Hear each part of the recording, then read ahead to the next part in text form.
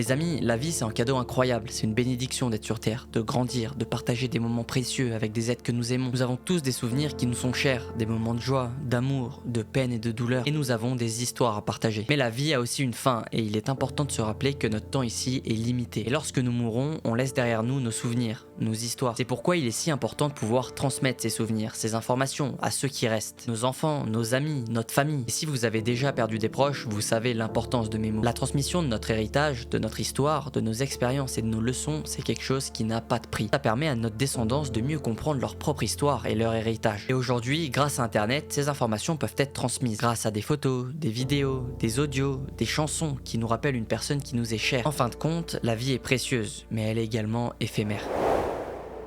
Et les solutions actuelles pour transmettre ces souvenirs ne sont pas à la hauteur. Et c'est depuis cette prise de conscience que Terre Noah est née. Avec l'évolution technologique et notamment l'arrivée de la blockchain, c'est le moment. Une solution digne de ce nom peut enfin voir le jour et honorer toute notre vie. Nos fous rires, nos moments de peine, nos ambitions, nos amours et tout ça en un claquement de doigts. Tu dis bonjour à la caméra ? Hey tout le monde, j'espère que tout se passe bien pour vous, pour moi en tout cas ça va. Les amis, aujourd'hui j'avais envie d'analyser un projet avec vous. Et on a aujourd'hui au menu Terre Noah. Un projet plutôt original mais qui transmet un message qui nous concerne tous, comme vous l'avez vu dans l'intro. La transmission de l'information c'est quelque chose d'important et qui concrètement touche chaque être humain sur Terre. Nous avons tous une histoire, des souvenirs à transmettre. Et donc au-delà de ce message qui est déjà puissant, on va analyser le projet dans l'ensemble et également voir s'il répond à une problématique. On va analyser la team, la technologie qu'il y a derrière. On va aussi parler du jeton de Terre Noah, le CAPS. Donc on va aussi se pencher sur la tokenomics. Bref, croyez-moi, on va en faire une analyse complète et détaillée. C'est aussi pour ça que la vidéo est un peu longue. Si jamais ce n'est pas une vidéo sponsorisée ou quoi que ce soit, voilà, c'est vraiment moi qui le fais de mon plein gré parce que je veux vous transmettre ce que je connais sur ce projet et j'espère que ça vous plaira. Les amis, n'oubliez pas à liker et à vous abonner. Voilà, c'est une vidéo qui prend pas mal de temps. Il y a beaucoup de travail derrière. Le meilleur moyen de me soutenir, c'est un petit like, un abonnement. Ça donne de la force. Allez, c'est parti, on perd pas plus de temps. Jingle. Pour cette première partie, je vais vous présenter ce que Terre Noah propose et comment ça a commencé. Comme ça, on est au clair. Alors, Terre Noah, c'est quoi ? Terre Noah, c'est tout simplement l'idée de proposer une capsule temporelle pour transmettre ce qu'on a vécu, notre histoire à un futur, et de manière décentralisée, automatisée et sécurisée grâce à la blockchain. Cette capsule a différents protocoles pour être exécutée et envoyée à un proche. Écoutez ce boucan. Oula. Le premier, c'est le Death Protocol qui envoie la capsule une fois qu'on est décédé, de manière rapide grâce à un oracle qui capte des informations du monde réel et les envoie à Terre Noah. Donc si vous mourrez, c'est très bizarre dit comme ça, vous êtes noté dans le registre des décès et une fois que l'oracle voit votre nom d'affiché, le protocole s'active automatiquement et envoie la capsule à votre proche. Le deuxième, c'est le Big Day Protocol. En gros, vous choisissez une date sur le calendrier et quand c'est le jour J, la capsule s'envoie et votre proche la reçoit. Peut-être pour des anniversaires, des rencontres, enfin voilà, bref, il y a énormément de possibilités, c'est vraiment une montagne d'imagination. Mais quoi qu'il en est, c'est le grand public qui est visé par Terre Noah. Et donc cette capsule qui au début était simplement une idée, elle a pris forme. Au tout début, des tests ont même été faits sur le web 2, notamment avec des extensions Google Chrome. Mais après quelques mois, l'idée a été mise de côté, c'était tout simplement pas adapté. Mais avec le temps, l'équipe s'est construite et elle a rencontré plusieurs problèmes. C'est-à-dire qu'ils ont essayé de construire leur projet sur Ethereum, mais non, ça fonctionnait pas. Cosmos, pareil, pas adapté. Disons que c'était pas vraiment fait pour l'idée du projet. Donc ils se sont dit, ok, il nous faut notre blockchain à nous, adapté pour ce qu'on veut faire. Et donc ils ont créé leur propre blockchain, Terre Noah, basée sur le substrate de Polkadot. En gros, en code source que Polkadot met à disposition pour créer sa propre blockchain. Ce qui leur permet aussi d'avoir une certaine interopérabilité, le fait d'être connecté avec d'autres blockchains, ce qui est aussi un avantage en termes de sécurité et de résilience du modèle, puisque les fichiers sont stockés sur plusieurs infrastructures différentes, ce qui garantit d'avoir toujours à disposition une copie des données préservées. Bon, je m'éloigne un peu là, puisqu'en vérité, l'utilisateur il le voit pas, c'est invisible, c'est vraiment pour le projet. Bref, donc aujourd'hui, concrètement, Terre Noah, c'est une blockchain, en layer 1 on appelle ça, spécialisée dans le domaine des NFT et de la transmission en général, qui fonctionne en Nominated Proof of Stake. Et donc étant donné qu'ils ont leur blockchain, ça veut encore plus dire qu'ils ont leur propre jeton, le CAPS. Et il faut trouver des solutions pour que le jeton ait une utilité au sein de la blockchain, sinon il sert à rien. Donc ils ont créé une blockchain pour construire leur idée de base. C'est ça l'idée. De base, ils ont créé cette blockchain pour pouvoir construire leur idée, qui est celle de la capsule temporelle. Mais c'est trop niché, la blockchain ne peut pas fonctionner que grâce à cette idée. C'est beaucoup trop niché, il faut réussir à stimuler autrement la blockchain. Donc elle a été conçue pour faire office de pont entre le Web 2 et le Web 3. Tout un système a été pensé pour qu'un développeur qui n'a aucune connaissance dans le codage sur la blockchain, donc qui ne connaît pas Solidity par exemple, qui est le langage d'Ethereum, de pouvoir venir coder directement sur la blockchain de Ternoa grâce à du JavaScript par exemple, qui est le langage informatique le plus connu et utilisé au monde. Et donc par la suite de venir développer des projets en lien avec les NFT grâce à ce que la blockchain Ternoa propose, qui offre tous les avantages du Web 3 avec la facilité du Web 2, ce qui permet aussi de faire en sorte que le jeton soit plus utilisé, mais on y reviendra après. Donc c'est une technologie intéressante sur les NFT et surtout accessible. Et maintenant qu'on a compris comment tout a démarré, qu'est-ce que aussi la blockchain Ternoa propose aux développeurs, quels sont les cas d'utilité de la blockchain Ternoa? Il propose plusieurs choses intéressantes, mais je vais vous présenter la feature la plus importante, le secret, qui est une des features qui mettent le plus en avant. Le secret, c'est quoi? C'est le fait de cacher du contenu dans un NFT. Donc seul le propriétaire du NFT peut lire le contenu qui est à l'intérieur. Pour vous illustrer, ça donne ça. Par exemple, je fais un NFT, voilà, je mets ce que je veux dedans. Quand il est dans le réseau, donc sur la blockchain, personne peut le déchiffrer. Et donc personne peut voir ce qu'il y a à l'intérieur, puisqu'ils peuvent pas le déchiffrer. Mais par contre, la personne qui va le recevoir, elle peut le déchiffrer et donc avoir accès à son contenu. Dans la vie de tous les jours, on pourrait l'utiliser pour stocker, envoyer des codes, des informations privées. C'est un système qui a été conçu de base pour la capsule temporelle, mais il peut s'adapter maintenant à tout le réseau. Et une question qu'on peut se poser aussi rapidement, comment on assure cette sécurité? Alors pour le cas de Ternoa, quand vous créez un NFT sur le wallet de Ternoa, qui est disponible sur iOS, Android, enfin voilà, c'est accessible au public, une clé va directement lui être associée. Elle va être découpée en 10, 20 parties et envoyée sur des serveurs qui ne peuvent pas lire la clé. Ils stockent juste. Et au cas où quelqu'un voudrait hacker pour pouvoir extraire la clé et prendre vos informations, il ne pourra rien faire déjà parce qu'il peut pas la déchiffrer et en plus il se fera virer de la blockchain. C'est principalement la feature qui met en avant une sécurité élevée pour les NFT. C'est le nerf de combat de Ternoa. Donc voilà, on peut noter une utilité vis-à-vis de la blockchain de Ternoa et qui en plus répond aux problématiques qu'ils avaient rencontrées quand ils avaient voulu développer leur première idée et donc de leur permettre au passage de développer l'idée initiale de la capsule temporelle. Je vous aurais bien montré comment l'application fonctionne, comment ça marche, voilà, comment on déploie une capsule temporelle, mais elle est pas dispo encore à l'heure où je vous parle. Je crois que ça sort début mai 2023, début mai 2023, ouais. Donc de toute façon, pas de souci, je ferai un tuto de A à Z détaillé. Ah oui, et surtout si vous voulez essayer l'application avant tout le monde,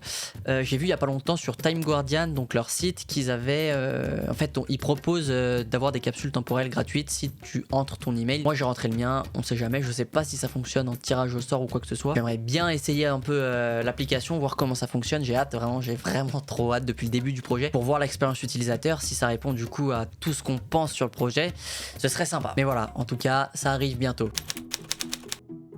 On va se pencher maintenant sur la team de Ternoa, leur expérience, leur conviction, parce que ok, l'idée est bonne, tout ce qu'on veut, mais si la team ne suit pas, s'ils n'ont pas de l'expérience, s'ils ne sont pas qualifiés, le projet il ira pas bien loin. Concernant la team Ternoa, c'est très large. On a déjà le CEO, Michael Canu, qui est un entrepreneur avec de l'expérience, franchement rien à dire. Il a touché au smart contract aussi, voilà, directeur général pendant 10 ans, cofondateur pendant 5 ans, de toute façon je vous laisserai son LinkedIn en description. Clément Teki, le cofondateur, qui lui est plus orienté business, tokenomics, voilà, je pense que c'est lui qui a dû gérer la tokenomics aussi, passionné par le Web3 aussi. D'ailleurs il a écrit un livre avec 2 autres personnes que j'ai lu au tout début, c'est très intéressant pour ceux qui commencent, vraiment je vous le conseille. Sur la partie tech, alors on a plusieurs développeurs blockchain, des software engineers, d'ailleurs pas mal, plus de 7. Je vous laisse mettre pause, c'est vraiment big, par contre on n'a pas leur LinkedIn et ça c'est quand même dommage, mais voilà, on les voit parfois sur les live Twitch de Ternoa et Coffee Break notamment, qui est une émission qu'ils proposent, vous pouvez même aller checker sur YouTube. Pour l'autre partie de la team, qui est plus orientée communication, marketing, là aussi on a quelques personnes sympas. J'ai le souvenir de Guillaume qui franchement était super quand on avait besoin d'aide, il répondait à tous les DM, bref, vraiment sympa. Vous pouvez les voir aussi de temps en temps sur les lives Ternoa TV, sur Twitch si jamais. En tout cas voilà, il suffit d'aller sur leur Twitter de toute façon pour voir le taf qu'ils proposent. 130 000 abonnés, une communication qui est géniale, une communauté aussi qui est très présente, enfin voilà, je trouve ça tout simplement insane. Et surtout, bien market ou pas, ça arrête pas d'envoyer. Voilà, honnêtement, la team, y a rien à dire. Ils en veulent, on ressent de la motivation, de l'expérience et ça fait plaisir à voir. Concernant la tokenomics, donc l'économie du jeton, du CAPS, déjà toutes les sources que j'ai utilisées, je mettrai tout en description, donc si vous voulez aller fouiller, voilà, ça sort de leur site, sur GitHub aussi, voilà, ce sera tout en description. Et la tokenomics, c'est aussi un point très important à prendre en compte pour évaluer la pertinence du projet. Surtout si on souhaite investir et donc accorder notre confiance. Il faut que ce soit clair pour qu'on puisse juger le risque avant d'investir. La tokenomics, rapidement, pour ceux qui ne sont pas familiarisés avec, c'est en gros comment les jetons vont être distribués au sein de l'écosystème, comment ils vont être émis sur le marché, mais aussi comment le jeton apporte de la valeur au projet. Et donc sous nos yeux, on a pour commencer la répartition des jetons du projet, qui est basée sur une total supply de 2,5 milliards de caps. C'est la totalité des jetons du projet. projet, le maximum. Donc comme on peut le voir déjà, ça fait 8% des jetons vendus en seed. La seed c'est la genèse du projet, donc c'est vraiment au tout début. Ensuite 4% vont à la communauté, 6% en vente privée, qui nous donne plus de 20% déjà vendus pour lever des fonds auprès des investisseurs privés. Si à ça on rajoute les advisors qui ont eu des jetons de la part de Ternoa, donc qui peuvent être aussi considérés comme des investisseurs privés, sauf que eux c'est en échange d'aide, ça fait 24%. À ça on rajoute les partenaires qui eux aussi ont eu des jetons, ça fait 10% de plus. Donc on a 34%. Donc on a 34% déjà réservés, déjà vendus. Et je crois que c'est tout pour les early supporters, on appelle ça. Donc c'est les gens qui sont arrivés tôt sur le projet et qui ont eu des opportunités d'avoir des jetons au prix très bas. Donc voilà, ça fait quand même 34% de vendus avant même que le projet ne commence pour lever des fonds. Donc ok, on met ça de côté et on y reviendra après. Ensuite, on a 16% qui est alloué à la team.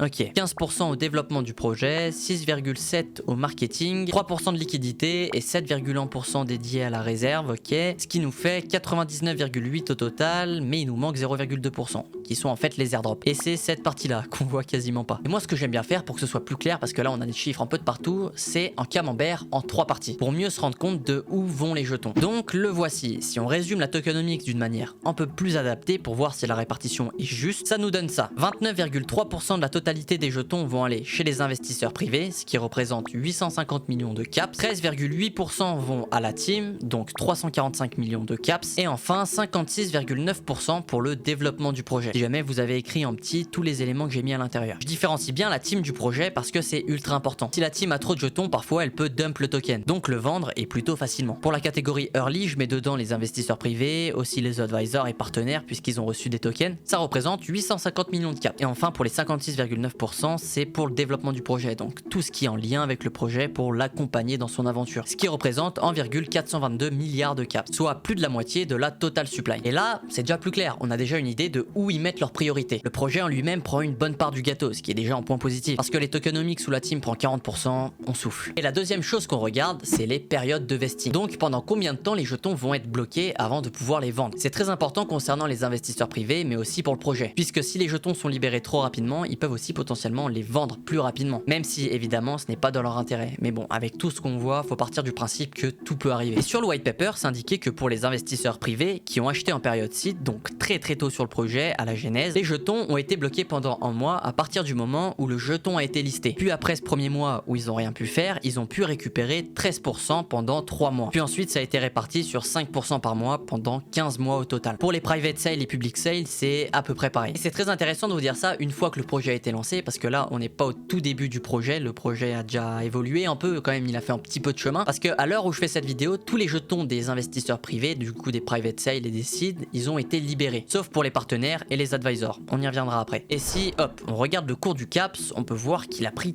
très cher depuis ses débuts. Il a fait un bon listing où il a explosé clairement, mais avec le temps, il s'est salement fait dump. Après le bear market est arrivé, ce qui a pas arrangé la chose aussi. Et voilà, pour vous dire que lever des fonds c'est bien, mais derrière il y a forcément des conséquences, puisque les investisseurs doivent se payer aussi, c'est normal. Mais je trouve la période de blocage, surtout pour les seeds, très courte. 13% à partir du deuxième mois, c'est quand même énorme. Et j'ai pas trouvé le prix auquel ils ont eu les jetons, les seeds. Hop, petite pause juste pour vous dire qu'au final j'ai réussi à les trouver. Donc je vous mets le screen, ça donne 0,0024 $ pour les seeds. Pour la private sale, ça donne 0,0072 $. Et pour l'ICO, c'est 0,008 $. Donc voilà, vous avez une idée. Autant vous dire qu'ils se sont mis bien. Concernant l'émission des jetons, on est sur une émission inflationniste. Bon, là le débat s'ouvre, mais ça veut pas forcément dire que c'est mauvais. Et la totalité des jetons seront débloqués en juin 2027. Ça concerne la partie sur le développement du projet surtout, puisque les investisseurs privés se sont déjà payés. Normalement. Enfin voilà, c'est une épine enlevée du pied. La troisième chose à analyser dans une tokenomics, c'est l'utilité du jeton. Comment il va être stimulé au sein de l'écosystème pour qu'il puisse prendre en valeur. Est-ce qu'il va servir à payer, exécuter des transactions? Est-ce qu'il offre des avantages quand il est mis en staking, donc bloqué? Est-ce qu'il va servir pour la gouvernance du projet, pour pouvoir voter sur des propositions, etc. Bref, plein de petites subtilités à prendre en compte et on va voir ça notamment grâce au white paper. Premier cas d'utilisation pour le jeton de Ternoa, le CAPS. C'est d'abord pour l'envoi d'une capsule temporelle. Donc il faut avoir des jetons de Ternoa, du CAPS, pour pouvoir programmer et envoyer une capsule temporelle. A noter que plus il y a de données dans la capsule, plus il faut de CAPS. Sur le site, je vous mettrai le lien en description si jamais, c'est noté que pour 9 $, on peut stocker 1 giga jusqu'à 10 ans. Avec par contre un seul protocole de disponible, fixer une date. Et après l'autre option à 50 €, bien sûr plus avantageuse, 10 gigas de disponible et stocké sur plus de 50 ans. Notamment avec les autres protocoles de disponible, donc de si on meurt, si nous arrive quelque chose, avec la date fixée aussi, et le protocole de l'approbation des personnes. A noter aussi qu'il sera possible d'acheter des CAPS avec une carte bancaire, donc voilà, pour l'expérience utilisateur, je trouve que c'est vraiment un point important. Voilà, ça fera le changement automatique de euro vers le CAPS. Et c'est quelque chose de très important, surtout s'ils souhaitent toucher le grand public. Donc c'était le premier cas d'utilisation. Maintenant, pour le deuxième cas d'utilisation, devenir un validateur et donc participer à la sécurisation du réseau. C'est le principe du proof of stake. Donc prêter de son argent dans un protocole qui est bloqué pendant une certaine période et être récompensé, puisque des risques sont pris en bloquant notre argent. C'est gagnant-gagnant, tu bloques des jetons dans le réseau, donc tu participes au consensus du proof of stake, et tu bloques tes jetons, donc ils sont pas en circulation, et donc aussi en partie ça réduit la volatilité sur le marché. Et pour te remercier de ta prise de risque et de ta participation, t'es récompensé avec d'autres jetons. Le staking.